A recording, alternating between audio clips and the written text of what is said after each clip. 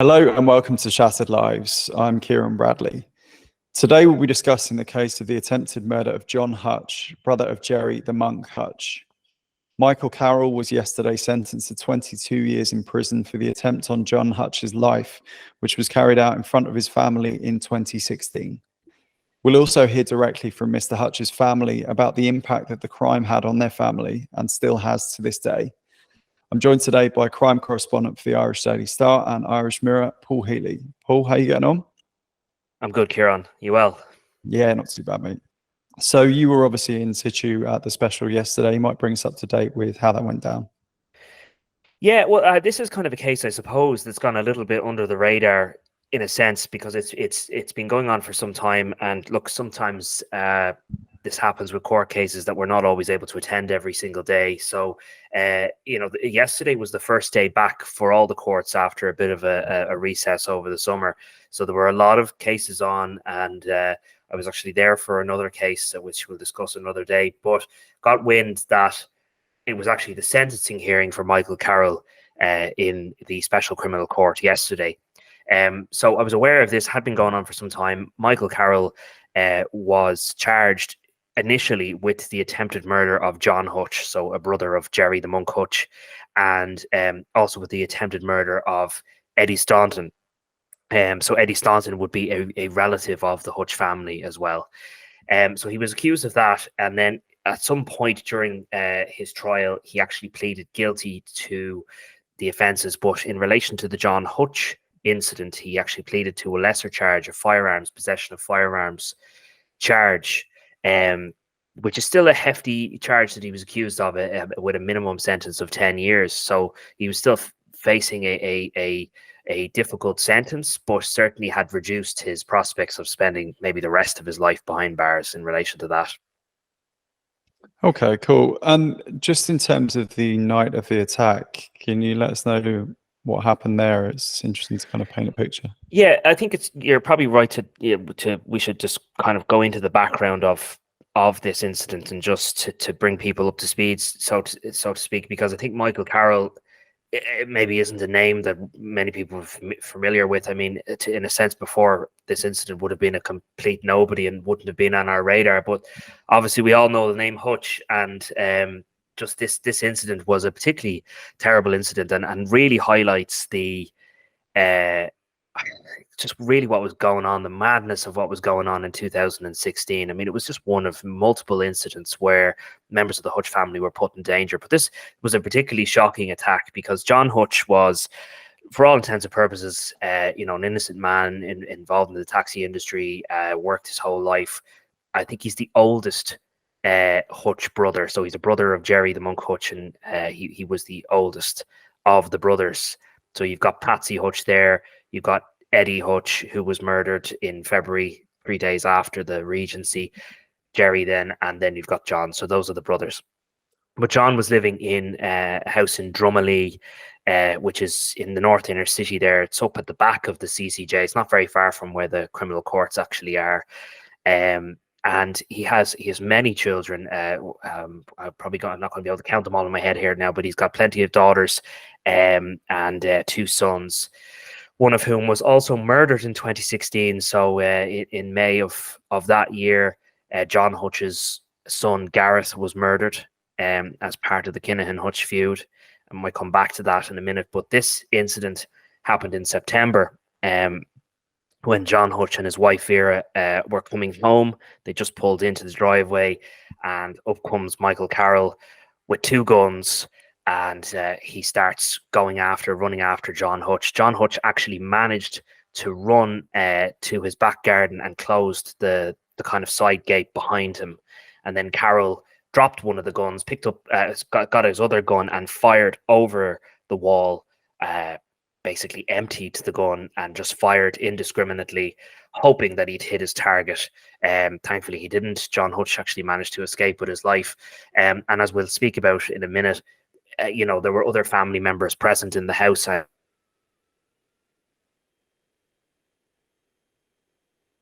As he says, as the family has said, is severely disabled. Not going to name her, but disabled daughter was in the back garden at the time and could easily have been shot herself.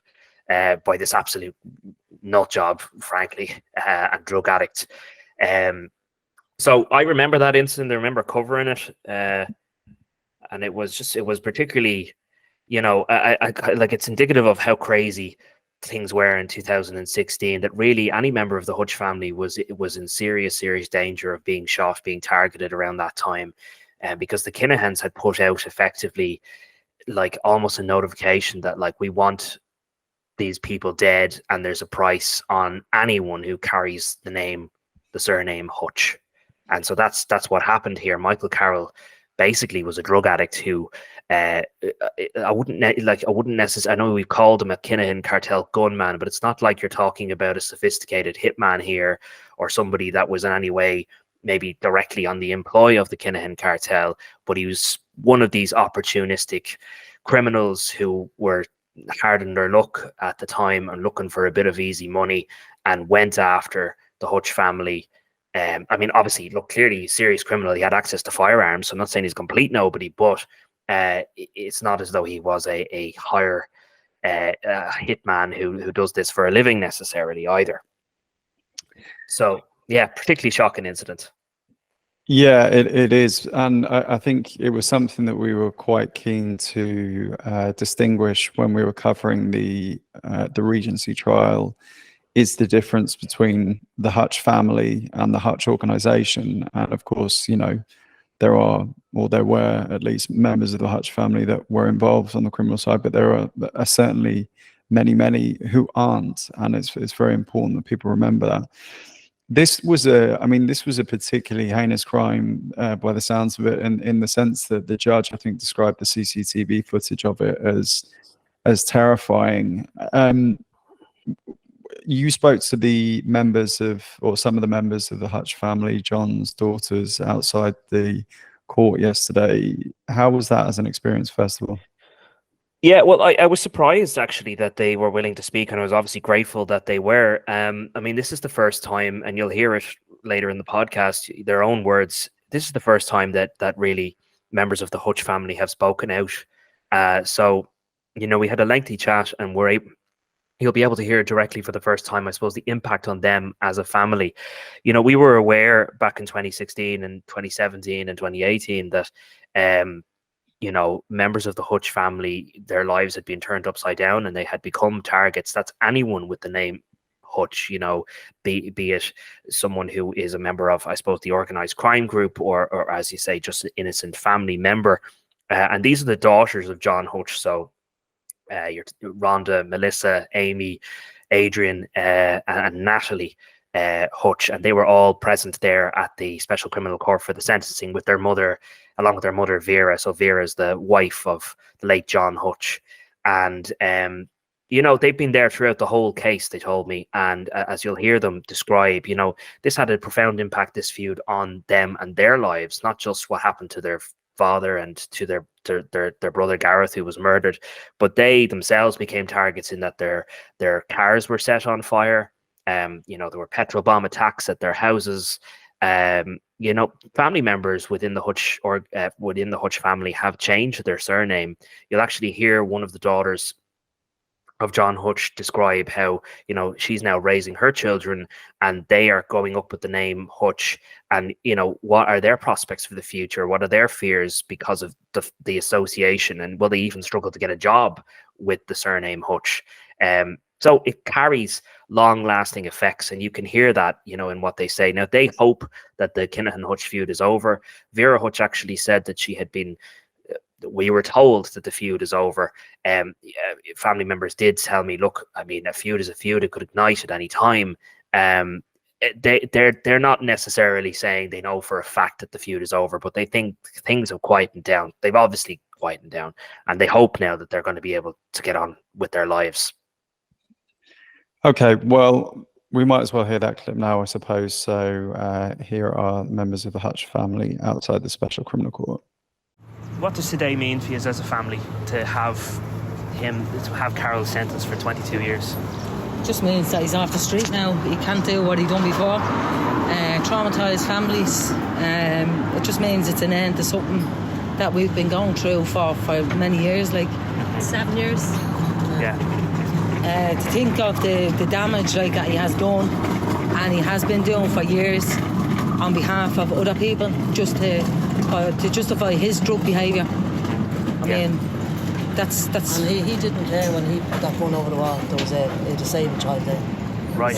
Literally missed the bullet. Do you know what I mean? Were any of you there? Yeah, me. Yeah. Shame It was myself and Adrienne. What was that experience like for you? Horrible. I thought my disabled sister was going to get shot, so I just put my whole body to protect her. God. And I just seeing fire, bullets. I just wanted what lasted probably 60 seconds. Felt like a lifetime. Because the two of us were carrying our sister. Oh my God. So he missed us, so thankfully. And he missed my dad as well, so. Yeah. And your dad ran for his life, like he and got. your mother had to run across the road as well, run by like as well. God. You know what I mean? So it's horrendous what you done with that. And in that period in time, obviously, you probably knew as a family that there was a threat as such, we or knew that, but even for it still to happen is probably surreal. Was it? He didn't care. He didn't care. He had trackers on. He came, he put trackers on, he took trackers off. He went home, he recharged them. He brought them back during the night, he put them back on. Didn't give a shit. Didn't care. Yeah. Like for the life of anybody else, he did not care. He put that gun over the wall and he shot. That could have been absolutely anybody in that car. It was a high wall. He didn't care who he hit. His hand was over, so he couldn't see who he was shooting at. All I could see was bullets. And still to this day, there's still a bullet hole in the wall. Wow. So that's a reminder It's a permanent of. reminder. And my sister, which was disabled, And she still to this day, she does this. She just goes finger movements, around. She remembers it. She's not stupid, and then she does this with her hands, with her handcuffs, to say that the police, that police came and she seen the police and the police have handcuffs and. She's severely intellectually disabled, do you know what I mean? But she still has. She has a memory. May I ask you, obviously, I'm sorry for the loss of your father. Obviously, your father passed away years after the fact, but what was that experience like for him, having survived that particular experience? Gone, like, locked in the sitting room looking at CTV all day, do you know what I mean? I think that ended him. We wouldn't have known anywhere. Right. I mean, you're locked up in your own home, you may as well be in Mount Joy. You're locked up in your own home, you can't do anything. And then all he had to do was look at a telly, sit there 24/7. Didn't even look at the telly. He said, what's that called? CCTV. Another screen that he did there watching all the time. Wow. That was the last few years of his life, do you know what I mean? And then he's going to drink. So what else could he do? Don't put that on. I want comfort, that. like the drink was comfort. But his life was hell in a sense that he couldn't live freely. In his own home, Yeah. For yourselves as well, was that the case? Because obviously, and I'm familiar with it, unfortunately. He died in the end, do you know what I mean? Just glad they never got. Yeah. Do you know what I mean? But we was always looking over your own shoulders over all that time. Still Always. There, Yeah. Cars going out, you don't like homes getting petrol bombed, do you know what I mean? fire extinguishers at your hall door. These are all girls that have done it, not like all the sisters, do you know what I mean? Yeah. We're all girls. I mean, why do you think yourselves were in any way ever targeted? Do you know what I mean? Like, it just doesn't make any sense. Yeah. That's it was what just it is. because of the surname, really? Was that it? Obviously, Yeah. And sure, look at still to this day, you're rearing your children, but they have that surname. What outcome is it going to have for them as they get older? Are they going to get a job once they hear the name? It's That's very a hard fear. for them as well. Yeah. As a family, you've all kind of been dragged into this, in a sense. Is that the feeling? Innocently. Yeah. I want to ask you about your father because, people only see the headlines. Yeah. I never knew your father. I've written about him, sadly, because of the context of what happened. But to you guys, who was he? Who was John Hutch? What was he like as a dad? Well, he was a family man, he was a hard worker. Yeah. Worked right until the day of the feuds. Yeah. Do you know what I mean? That all stopped. Everything was taken from him. Yeah. Do you know what I mean? His whole livelihood was taken. His family was taken. Like from the start to finish, his whole family. His son was taken. Everything, his brother, everything, his nephew, the whole lot. From the day that the feud started, his life was in shambles. And all our lives. Yeah, family got the worst. Yeah, we got the worst blunt. My brother died. All our cars got burned. She got petrol bombed in our apartment. My cars went on fire for no particular reason. 2 cars in the garden, gone. And as far as you're concerned, you were targeted because of the name. Yeah. Yeah. Do you think Which things is horrible, are different now? Much quieter now. Much quieter, yeah. Like Just trying to move on with our lives now. trying to move Yeah. on, move on as a family In and the past and trying to all raise our Yeah. kids like without any hassle. Have you ever been given any kind of indication from the guards or anybody else that like this is over to an extent, or are you still very much? No, we just hope ourselves that it's over. We like nothing has It's happened. very much died down, but Yeah. no. Because it's your never over. always mother look had over said, your shoulders. I didn't get the full context of what she said, but she said, we've been told it's over. No. Is that just, No, we haven't been told. We Well, haven't that's been like told. word of mouth, but family now. we haven't no been one told. said anything? Yeah. You know? And as such, probably no one ever will really say, Well, you know, a it's feud kind is of a feud. just, It's always going to. It's Yeah. always going to go on. It's always going to linger, There's isn't it? night at any time. for you guys personally, was there ever a feud, or this was, in your opinion, what was it all It was a about? target of a family. That's what Yeah. it was. They took on a family Yeah. Man or woman. Sorry? Man or woman. and children. They didn't care. They didn't Or care. disabled people. Yeah. Do you have any thoughts on the fact that those people like that would target innocent people like yourself? They just go for the innocent. They go for Yeah. the people that are not able. Vulnerable. What The can we do? Do you know vulnerable what I mean? people, yeah. Yeah. We're just out normal working people going to do our jobs at home. Do you know what I mean? Do you have any contact, I suppose, with Gerard? Has he ever spoken to you about any of this, or? No, as we said, we're a close knit family. We keep ourselves to ourselves. Yeah. We don't interact with other people. Like family is family, and if you see them, you see them. You say hello, you say goodbye. That's it. But as a family ourselves, we put our head down, go to work, and close your door at the end of the day, and that's it. I only ask you about that because obviously he's been acquitted, and I wonder whether that was something as a family where you all kind of behind him, or was it? Is Oh, there? we were there, yeah, You see 100%. them, Yeah. like 100% style now, behind but them, you don't mention that kind of thing. Yeah. That's all scales, you know what I mean? Yeah, yeah. Very was happy for them. Was he close with your dad, or was there a relationship? Oh, yeah. Oh, there was, yeah, a great relationship between them. Yeah, My dad would have been the oldest anyway. yeah. His family, like. Well, I suppose, has your dad been, you know, an innocent man going to work every day? Did he have any kind of resentment or bitter feelings about being a target, or even yourselves ever? Maybe what, we didn't tell us, you know Yeah. what I mean? But You know, you and got yeah, all caught up in it, is what I mean. Yeah. You know, that must be very Everyone hard got for you. caught up in it, do you know what I mean? This is the thing, everyone. that's what happens when they target a family. They target the whole lot. They don't just target one person. Yeah. It's a family that they go for. Like, so. But at the end of the day, my dad was a hard working man. He was a family man. All he done, he went to work and worked for his family, worked for his wife, worked for his children, especially his daughter with disabilities, like Yeah. constantly looking after her, looking out for her. And but other than that, like he was great, absolutely great.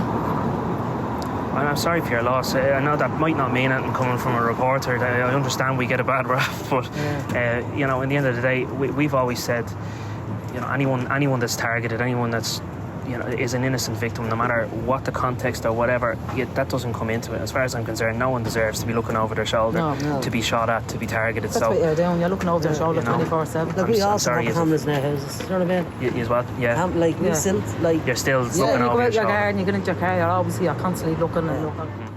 Yeah, so we wanted you to hear that because I think, you know, that was a significant moment in that they agreed to speak with me, and I'm grateful for that. But I want people to hear from their own mouths, you know, what really the impact of all this has had on them. You'll hear Amy Hutch. You would have heard Amy Hutch in that tape there just describe how she jumped on top of her disabled sister and shielded her from the bullets. She says, bullets, bullets, bullets, fire, fire, fire. She can remember it, and she said it felt like an eternity as she just, you know, moved to protect her sister. And you can't see the motion that they made, but in the recording you'll hear them talk about their disabled sister making a particular motion to this day. That is a handgun motion. So they, you know, she still holds up her fingers like a gun, and she still kind of can actively remember it and is reliving it to this day. So it's quite terrifying for them as a family. You know, and also, look, the tragedy of this is that and you heard them say, you know, their father, after this attempt and after the murder of their brother, lived a life effectively as a prisoner in his own home, sitting locked in the house in Drumalee, never left the house, and spent the day watching CCTV footage on the television, just paranoid that he was going to be murdered. And, you know, we were aware of an incident. They did go on holidays after this incident. And Mr. Hutch actually believed that he was being targeted by a gunman there and then while he was on holidays, and actually had jumped off a balcony and severely injured himself at the time. Because of that level of paranoia, it was so high that he thought that he was even being targeted while they were on this family holiday in Turkey, I believe it was. So he lived a life of paranoia and fear from 2016 onwards up until his death in 2019. You'll hear the family say that he did turn to drink and that he had a difficult life. And sadly, John Hutch fell down the stairs of his own home in 2019, and he died. But the family do say, look, they feel grateful, although he did sadly die in the end. At least it was not at the hands of the Kinahan cartel. That, although in a way you could say they were indirectly responsible, because I mean his life was hell from 2016 onwards. Yeah, it's almost reminiscent of that thing during COVID where it was, you know, it wasn't that they died from COVID, but they died because of it, kind of thing. It's interesting, and you know, I might be oversharing a touch here, but I have a brother with learning difficulties who went through a particularly traumatic situation, and as family members, you spend so much of your time trying to protect vulnerable people from trauma. So to have something like that happen, to have those residual impacts, as you say, of their sister making these kind of hand gestures and clearly still traumatized from it, but also to have it in their own home, where it's kind of like it's almost a constant reminder for her is awful, as we say. But anyway, moving on slightly from there, the situation with regard to Eddie Staunton, I thought this was quite an interesting angle of the case. Can you give us any information on that? Yeah, well, Eddie Staunton, as I said, was a name we would have been familiar with, certainly covering the feud, but wouldn't really be someone we would report on day to day, because he's effectively an extended member of the Hutch family. I believe he's a cousin of Gerry Hutch, so he was the first victim of the feud, and obviously a close family friend. But I can remember when this happened. I mean, Railway Street was at the back of our office there on Talbot Street. And we remember hearing Eddie Staunton has just been run over by a car whilst on his bike. And the thought process was at the time that he was probably dead, because every time there was one of these incidents, you know, the Kinahan hitman usually was, sadly, around that time successful. And certainly the word was that he was in a very serious condition, if not dead. Now, thankfully, Mr. Staunton pulled through miraculously, but he was run over by Carroll in the car, then managed to escape the scene, run around to Railway Street, and collapsed in the middle of the street. And he had kind of alerted people to the fact that a hitman was after him. People were running. I mean, Railway Street, I suppose it's not that busy a street, but there are people around. I think there's a museum back there, and there's certainly a lot of activity during the day. And yeah, I mean, he lay there on the ground, and Carroll came over and fired 4 shots into him. At close range, it's a miracle, really, that he survived that, to be honest. He was shot kind of in the lower body. So Carroll, I mean, that'll tell you, I suppose, maybe the level of hitman that he was. You know, even when he was right up against him, he didn't exactly, you know, aim in the more fatal areas, shall we say. So Eddie Staunton pulled through that miraculously. But, I mean, that is crystal clear an attempted murder attempt. I think it's actually quite remarkable that in the end, in relation to the John Hutch attempts, that he ultimately got to plead to a firearms offence, because the details of the offence are that he went up to a house, opened fire at a particular person, you know, and failed to kill them. I mean, it's all but it is attempted murder, but he got away with the offence of a firearms offence for that one. But for the Eddie Staunton incident, he pleaded to, as I said, an attempted murder charge, carries a maximum sentence of life in prison.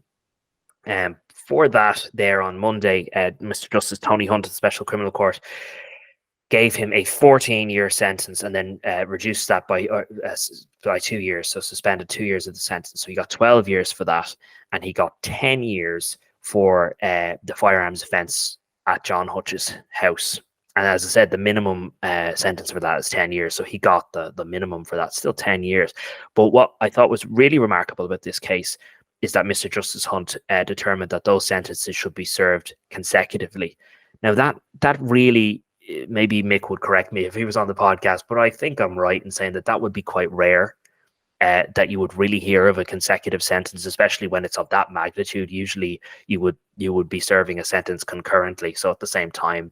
So you'd say he's only going to do 12 years, but he will do 22 years in total in prison for both of those incidents. This might be a question that you may not know the answer to, or may well, but I do understand that concurrent and consecutive sentences are quite a sort of legally problematic area, at least for some families. I remember quite a while ago there was the arson attack on Christmas Day that we did earlier in the series. You remember? And anyway, I remember hearing the brother in that situation talking about he felt it was very unfair that someone could run concurrent life sentences, because essentially he was saying, which one of my family members' lives doesn't count? Do you know how they kind of decide, if what kind of factors go into deciding whether something's consecutive or concurrent? It comes down to the judge, and I suppose the gravity of the offending. It's a strange one in Irish law, because I mean, the case you're mentioning was a horrific triple murder. It all happened in the one incident, so it was treated as though it was one incident, and I suppose that person got a life sentence. So the thought process was, well, they're still getting the worst possible sentence, regardless. I think it'd be unheard of to get concurrent life sentences, so I think that's taken into consideration. But this quite clearly two separate incidents, and I think it went against Carroll that he carried out an attempted murder against Mr. Hutch, and then subsequently, and on another occasion, also attempted to murder another man, Eddie Staunton. So I think the judge was looking at that and saying, it's not as though this is a one-off. He went and he did it again. And so they have to be treated as separate. And I think that's where that comes into consideration. But it is a bit mad, it's a strange thing in Irish law. I suppose, like in America, you're going away for a long time, and sentences are usually consecutive as well. You hear about people getting multiple life sentences. It just doesn't happen here. I mean, even Carroll, like 22 years is a long time, but I mean, there'll be mitigation, or there'll be reductions in that even still under good behavior. So I don't know how to do my maths on this, but he'd be out, and I suppose he'd do 18 to 20 years anyway, so he's going to be in there for a considerable amount of time. Now, this is something that could end up before the Court of Appeal, probably will, and you could hear an argument on his legal team's behalf that the sentences being served consecutively is unduly unfair, and they may argue for them to be served concurrently, and that could be accepted by the Court of Appeal. I think that's happened before.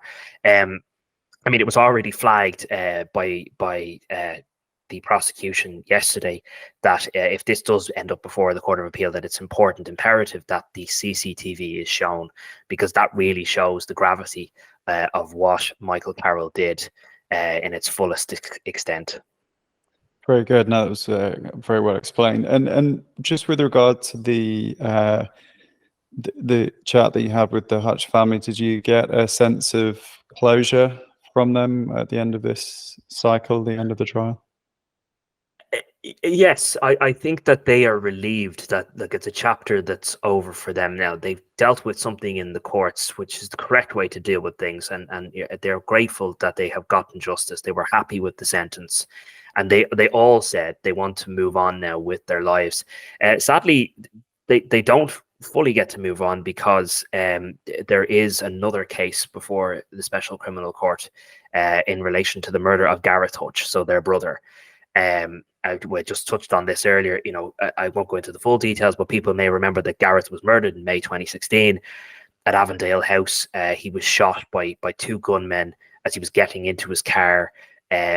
in a car park there. People might remember there was CCTV footage of that was widely shared a lot and in media outlets, and it's a horrific murder, really. I mean, you see him getting into his car, then you see these two lads come up and shoot him there and then in the head.